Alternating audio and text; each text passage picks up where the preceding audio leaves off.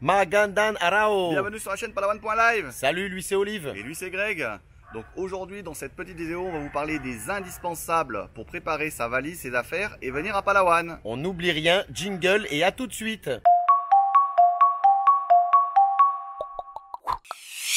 Mais avant de commencer cette vidéo, s'il vous plaît, n'oubliez pas de liker, commenter, partager, c'est gratuit et ça nous aide beaucoup. Merci d'avance. Pour commencer, les indispensables, donc à ne pas oublier les lunettes de soleil, bien évidemment, et l'anti-moustique. Très pratique à mettre dans ses affaires, notamment si vous faites du scooter ou de la moto, c'est des t-shirts à manches longues. Et aussi, si vous faites du snorkeling, pour les peaux sensibles, un t-shirt de plongée, pour éviter les coups de soleil sur les épaules et dans le dos. On continue avec un conseil toujours aquatique, très pratique. Pensez aux chaussures pour aller dans l'eau, aux chaussures de planche à voile ou aux chaussures aquatiques tout simplement que vous trouvez chez Decathlon en Franck. C'est ultra pratique et ça vous évitera des bobos aux pieds avec les coraux notamment. Ici, les coupures d'électricité sont monnaie courante. Donc quelque chose de bien pratique, c'est une power bank.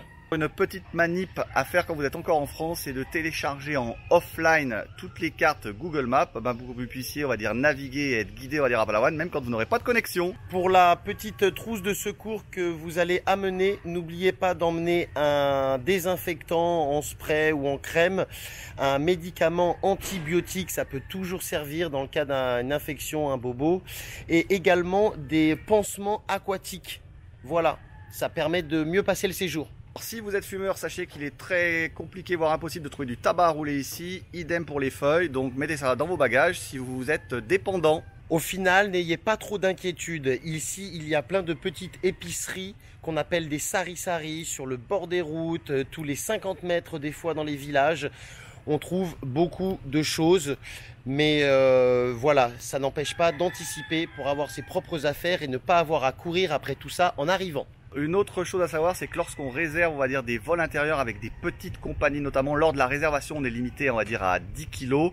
Idem, si vous vous déplacez, on va dire, en tricycle, c'est plus simple d'avoir peu de bagages plutôt que des gros sacs. Donc voilà, voyager plutôt léger, ça sera un conseil qu'on pourrait vous donner. Et si aujourd'hui, je devais revenir en vacances ici à Palawan, je prendrais 2 maillots de bain, 4 bermudas, 4 t-shirts, et franchement, il y a tout ce qu'il faut.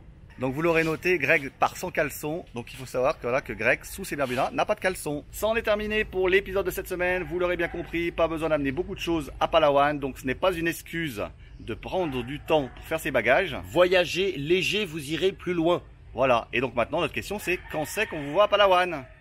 À très bientôt. Bye bye, à mardi.